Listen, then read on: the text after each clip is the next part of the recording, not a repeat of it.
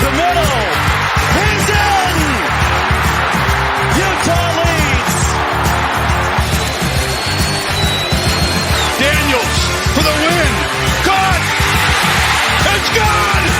LSU does it. Mason Taylor.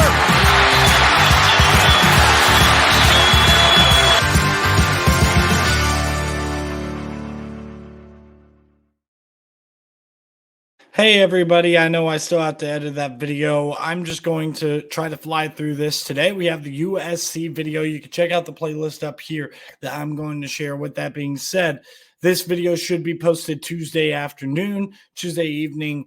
Make sure you like and subscribe, and also leave a comment down below of how you think USC is going to do. All right, players leaving, starting with running back Travis Dye, who had a horrible end to his career with a torn ACL, I believe it was. He leaves USC after transferring him from Oregon, of course. Jordan Addison, wide receiver, leaves, as well as guard Andrew Voorhees, who I think actually tore his ACL at the combine. And then you have edge rusher Tuli Pulotu, who was a player that led the nation in sacks last year, even in a bad defense. And then cornerback Blackman is gone. All right, transferring out for the USC Trojans, a handful of wide receivers are leaving, starting with C.J. Williams off to Wisconsin, Gary Bryant Jr. over to Oregon, Kyle Ford over to UCLA, Jake Smith, the talented player that's now experienced, going to Arizona State, and then John Jackson going over to Nevada, tight end Malcolm Epps going to Pitt. Offensive tackle Cortland Ford is transferring out, as well as Maximus Gibbs over to Jackson State. On the defensive side, three linebackers, left, in Raylan Goforth going over to Washington, and then Julian Simon over to Tulsa. Also, Tuasivi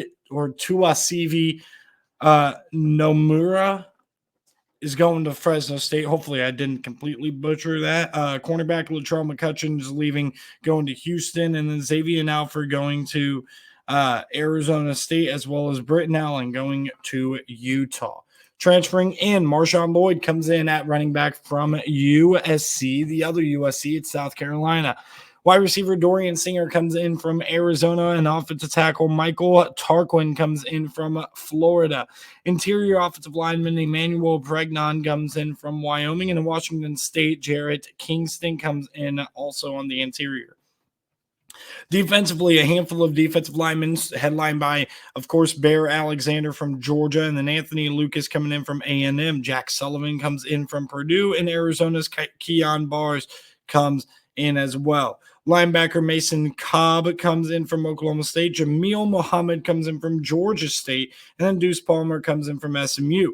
Two cornerbacks come in, and Christian Roland Wallace coming in from Arizona. And then Traquan Fegans coming in from Bama. And then punter Edward Zaplicki, I think that's how you say his name, comes in from Arizona State. Taking a look at guys who could break out for this USC team as potential stars. You got to watch out, of course, for the talented freshman. I know I've really talked about his distractions and whatnot off the field, but Deuce Robinson, a player to watch for. Zachariah Branch, also at wide receiver, a guy to watch out for as well. And then on the defensive side of the ball, they're going to need some production from a younger player. And I think that one player that could definitely play very well is outside corner Kyair Wright. I think it's Kyair. It could be Ceyair, but I think it's Kyair Wright, Ceyair. Regardless, he's a talented player who could definitely make an impact. Now, of course, I do worry about the depth of this team overall, with their win total being at 9.5, and we'll talk about that in a second. I worry about the depth, of course, with those late recruiting classes not being great, but they had a good recruiting class last year, a little bit of a bounce back, some impact freshmen coming in. So without further ado, let's talk about this roster. Caleb Williams is coming back for his final year. Miller Miles, same class as him as well, gives him good depth, and they bring in five-star freshman Malachi Nelson. So they have great depth at quarterback, even if something does happen to Caleb. Austin Jones at running back, an underrated value there who definitely stepped in and played well last year. You also have Marshawn Lloyd, and the freshman Quentin Joyner is a player to watch out for. Also, Amarian Peterson, a player to watch out for. At wide receiver, Brandon Rice, Dorian Singer, Mario Williams, they're all going to be here. Mario Williams going to play well in the slot. They rotate a lot. Guys like Michael Jackson and Taj Washington with playing time recently, and then a kind of Swiss Army knife and Malik Brown as a true freshman last year was definitely used in the backfield, was used in the slot. He's a player that can be used in a lot of different ways, and I expect for him to have a big year. You could also look at Zachariah Branch, Kyron Hudson. Overall, this wide receiver room is loaded. Talking about this tight end room, Lake McCree is coming back. You also got the talented freshman and Deuce Robinson, very, very set there at tight end. Offensive line looking really good as well. Emmanuel Pregnon filling in at that interior position.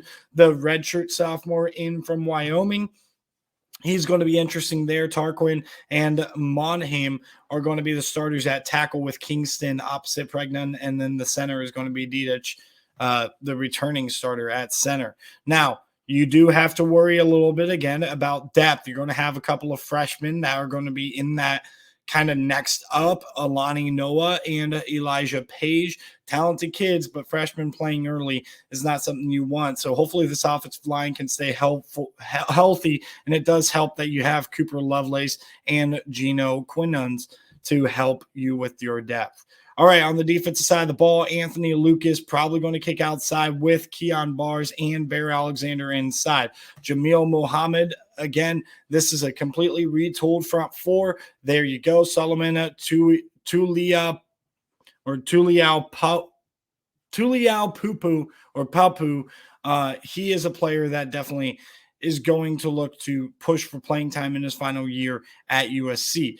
The linebacker core, again, a little bit of a concern. Mason Cobb, probably going to start at linebacker with Eric Gentry, less of a concern there. Shane Lee, the transfer from Alabama, going to be a good depth piece right there that they desperately needed out of the transfer portal. And then Rajon Davis, a player to watch out for as well. Also, Taka Curtis as a freshman. Not sure if he's ready to play immediately, but might be forced into action.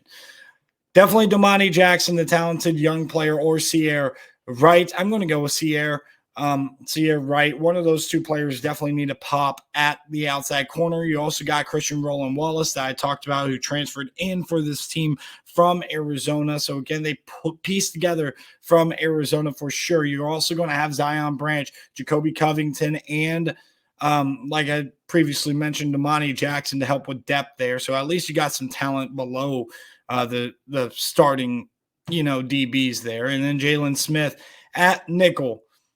Probably the reason why Latrell McCutcheon transferred out, because that nickel spot was going to be filled. Bryson Shaw, not a player I've ever been high on. He's going to start at one of the safety spots. And then Kalen Bullock is a really good player at that other safety. Probably the most proven player, maybe not more talented than a guy like Bear Alexander, but definitely the most proven player on this entire defense.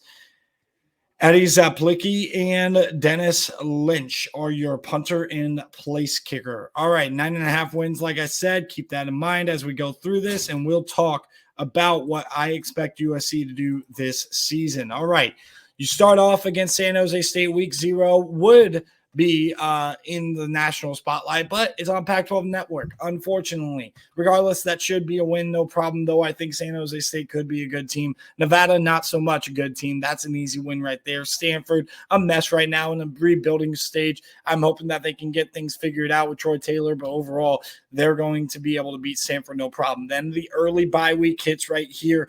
And then you play Arizona State on the road. Coming off the bye, I think there should be no problem beating Arizona State. And then Colorado, especially early in the season, no problem beating them, even though it's back-to-back road games. You play Arizona, they're going to put up some points. This is going to be a challenge. You're going to get gassed, but you're going to be able to win before taking a cross-country trip to Notre Dame, in which that is the first loss on Peacock, NBC right there, night game in Notre Dame. Now, this is another night game for Notre Dame in a loaded schedule. They have Ohio State before this. They play NC State before this as well. But with that being said, after the game that they could potentially have against Arizona, and then what they have upcoming in a tough conference schedule in the back half of the year, I think Notre Dame catches them on that long trip. Utah, I think you get your revenge. Utah doesn't necessarily own you yet again. I don't think Utah is going to be as good this year as they had been the last 2 years. I could be wrong. I definitely have been wrong before, and I'm doubting Kyle Whittingham, so I'm not on the right side of history there. But I think they're going to take a little bit of a downslide despite the fact that they have Cam Rising back. At Cal, a tough trip with an experienced team. They almost beat USC last year, or rather almost came back against USC to make that a game. But USC held off. I think USC holds off again this year at Berkeley. So they're going to be able to win and improve. What is that now? 1, 2, 3, 4, 5, 6, 7, 8, and 1. Yeah, with 3 games remaining. I could have just done the math a lot easier.